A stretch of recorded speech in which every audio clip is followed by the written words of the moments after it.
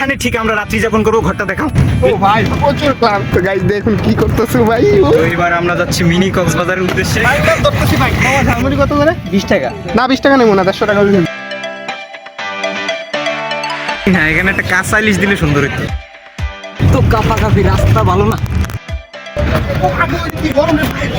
Hi guys, আমরা আজকে যাচ্ছি ইলিশের বাড়ি চাঁদপুর। যেহেতু আমরা ইলিশের বাড়ি চাঁদপুর যাচ্ছি, ইলিশ না খেলেই নয়। হ্যাঁ, আমরা দেখবো ইলিশ খেতে পারি কিনা। আর আমরা এখন সুরমা করে ডিরেক্ট হাজীগঞ্জ যাবো এবং সেখান থেকে চাঁদপুরের উদ্দেশ্যে। চলো। তো গাইস, আমরা যেহেতু হাজীগঞ্জ যাবো, তাই আমাদের হাজীগঞ্জের বাস দেখে উঠতে হবে, তা না হলে আমাদের রহিমানগর নেমে যেতে হবে। আর সেজন্যই আমরা খেয়াল করছি যে এটা হাজীগঞ্জের বাস নাকি রহিমানগরের বাস। তো গাইস, আমরা কিন্তু বাসের জন্য অনেকক্ষণ ওয়েট করতেছিলাম, আর এদিকে আমার বন্ধু আমার থেকেও বেশি বিরক্ত হয়ে গেছে। বাস তো আইতো না। বাস আইবো আইবো, একটু ধৈর্য, আর একটু দাঁড়া। পিছনে এটা দিয়ে রওনা। এই গাড়ি দিয়া ভাই তুই এটা চালাতে পারোস? না, খালে নাই কি নিতে পারবো? খালে যাবো আমরা তো চাঁদপুর যাবো। তো অনেকক্ষণ দাঁড়িয়ে থাকার পর আমরা হাজীগঞ্জের একটি বাস পেলাম। বাসের অধিকাংশ জায়গায় খালি ছিল, আর আমার বন্ধু পিছনে যেয়ে বসে, আর এদিকে আমি জানালার সাইডে গিয়ে বসি এবং বাহিরের পরিবেশটা উপভোগ করার চেষ্টা করি। আর আমাদের এখান থেকে কচুয়ার রুটটা খুব বাজে একটা অবস্থা, যার কারণে আমরা সিটে বসে ভালোভাবে আরাম করতে পারিনি। একটু কাপাকাপি রাস্তা ভালো না।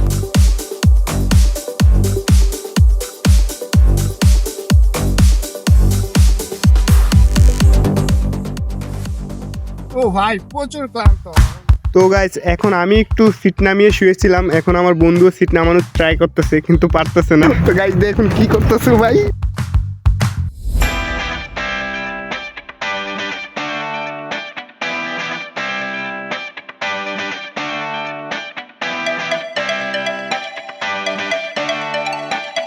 তো গাইস, অবশেষে আমরা হাজীগঞ্জ এসে পৌঁছালাম এবং এখান থেকে চাঁদপুরের আরেকটি বাসে উঠলাম।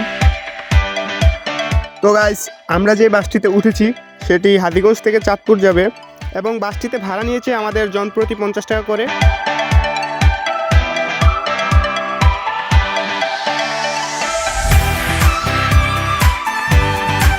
তো গাইস, কচুয়া থেকে আসার সময় ওই বাসে আমি শুয়েছিলাম, কিন্তু আমার বন্ধু সেখানে শুইতে পারে নাই। এখন এই বাসে দেখুন ও কি করতেছে।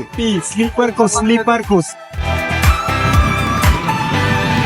আর এইদিকে জার্নির মাঝখানে আমার একটু চোখ লেগে আসছিল, আর দেখুন আমার বন্ধু আমার কিভাবে ঘুমটা ভেঙে দিল।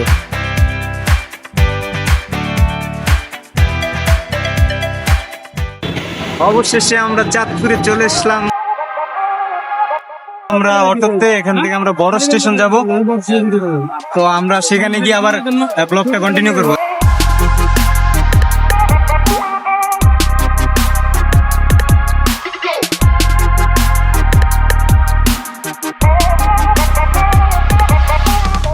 আমরা রক্তধারা এই যে দেখতে পাচ্ছেন।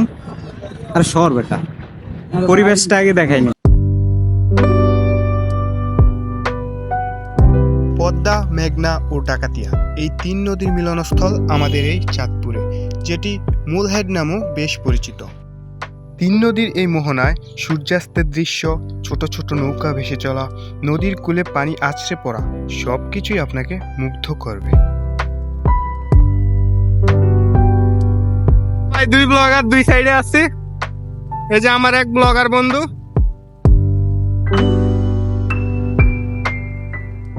আমরা আবার চলে এলাম। এদিকে আমার বন্ধু পাথরগুলোর উপর দিয়ে হাঁটতে পারছে না, ভয়ে ভয়ে আসছে। যদিও আমি ওকে হাত দিয়ে ধরার চেষ্টা করতেছি, কিন্তু ও ভয়ে আসতেই চাইতেছে না। তারপর যাই হোক, ও শেষ পর্যন্ত আমার কাছে এসেই পড়লো।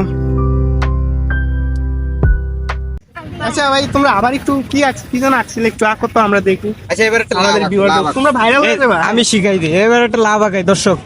হ্যাঁ, আমার বন্ধু এখন লাভ আঁকান শিখাবে। হ্যাঁ, এই যে কিভাবে আঁকতে হয় এদিকে দেখো। প্রথমে এইভাবে দিবা, প্রথমে এইভাবে দিবা, কিন্তু মাঝখানে দাগ। তো নদীর পাড়েই কিছু বাচ্চাদের সাথে আমাদের দেখা হলো এবং ওদের সাথে একটু দুষ্টামি করলাম। আচ্ছা আশিক, সব দিকে তো জোড়া জোড়া, তুমি এখানে একা একা কেন? মানে বুঝতেছি না কাহিনীটা কি। আমি আসলে প্রকৃতির সাথে জোড়া বাঁধতে চাই। তাই নাকি?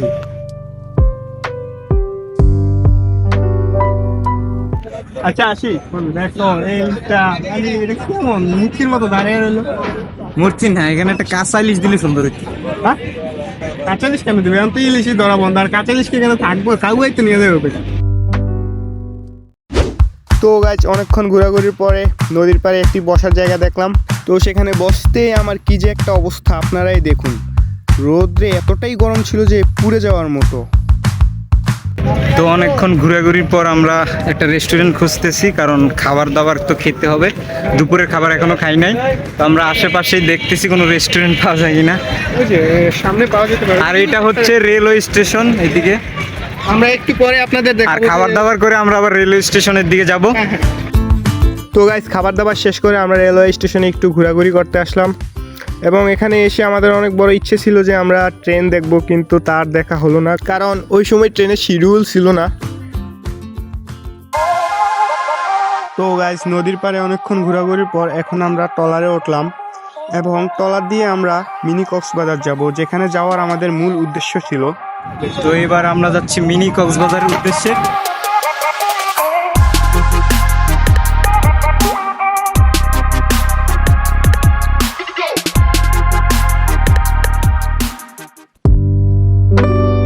নদীর সৌন্দর্য প্রকৃতির এক অনন্য দান, যা আমাদের মনকে প্রশান্তি ও আনন্দে ভরিয়ে দেয়। নদীর তীর ধরে বইতে থাকা জলধারা, ঢেউয়ের শব্দ আর তীরে লাগানো সবুজ বৃক্ষরাজি, সব মিলিয়ে নদীর দৃশ্য অসীম মুগ্ধকর।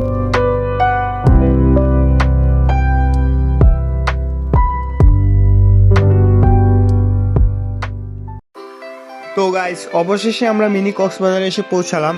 তো আমি ও আমার বন্ধু এখানে এসে দুজনেই অনেক ছুটাছুটি করি এবং অনেক মজাও হয়। আর কি কক্সবাজার মাটি নিছে বেটা, বালুকু হ্যাঁ ফেক এটাই তো ধোকা ভাই, এটা তো আমগো গ্রামের অবস্থা কেমনে কি। কিন্তু গাইস পরের দৃশ্যটা দেখার জন্য আমি একেবারেই প্রস্তুত ছিলাম না, কারণ মিনি কক্সবাজারে থাকার কথা বালু, সেই জায়গায় আমরা দেখতে পেলাম কাদা। এটা আসলে মানায় না। ও ভাই সাব কি পানি, ফেক পানি। কিন্তু প্যাক কাদার জন্য আমাদের আনন্দে তেমন একটা ব্যাঘাত ঘটেনি।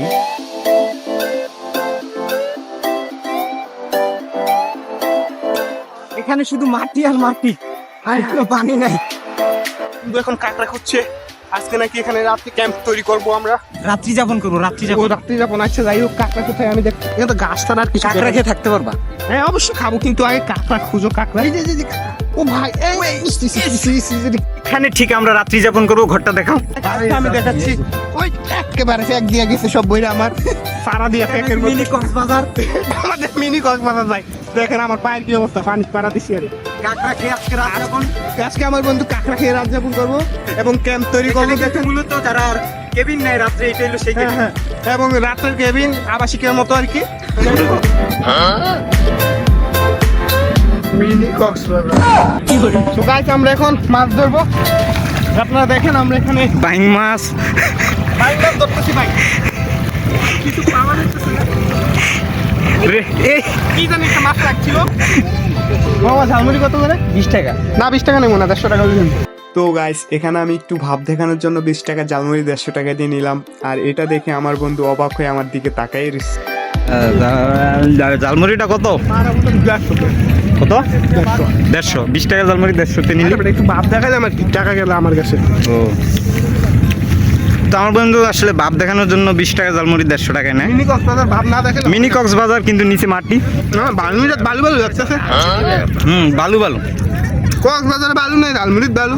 ও, নিচে বালু নাই, নিচে ফেক উঠে বালু। তো গাইস অনেক ঘোরাঘুরির পর এখন আমাদের বাসায় ফেরার সময় হয়েছে। আবার অনেকে সবেমাত্র ঘুরতে আসলো, সেটা আপনারা স্ক্রিনে দেখতেই পাচ্ছেন। তো গাইস আমরা এখন চলে যাচ্ছি চাঁদপুরের মিনি কক্সবাজার ছেড়ে। लेकिन एक सेकंड ये क्या है? তো গাইস আজকে আমাদের এই ঘোরাঘুরি সমাপ্তি এখানেই। আমরা এখন বাড়িতে যাব। আর ব্লগটা কেমন হলো জানাবেন কমেন্টে। আমরা এখানে শেষ করছি। আর আমরা ভিডিওতে অনেক কিছু তুলে ধরিনি, কারণ আমরা দুইজনই আসছি, ফ্রেন্ড সার্কেল আসে নাই। আর সেজন্য ব্লগটা তেমন একটা সুন্দর হয় না। সুন্দর হয় নাই, আমরা ভিডিও করতে পারি নাই। আর ঘোরাঘুরিতে ব্যস্ত ছিলাম। ঠিক আছে, আবার কোনো সময় আসলে কোনো জায়গায় ঘুরতে গেলে আপনাদের সামনে আবার একটি নতুন ব্লগ তুলে ধরবো। হ্যাঁ ঠিক এ আছে। পর্যন্ত ভালো থাকবেন এবং একটি সুন্দর কমেন্ট করে জানাবেন কেমন হয়েছে। খোদা হাফেজ।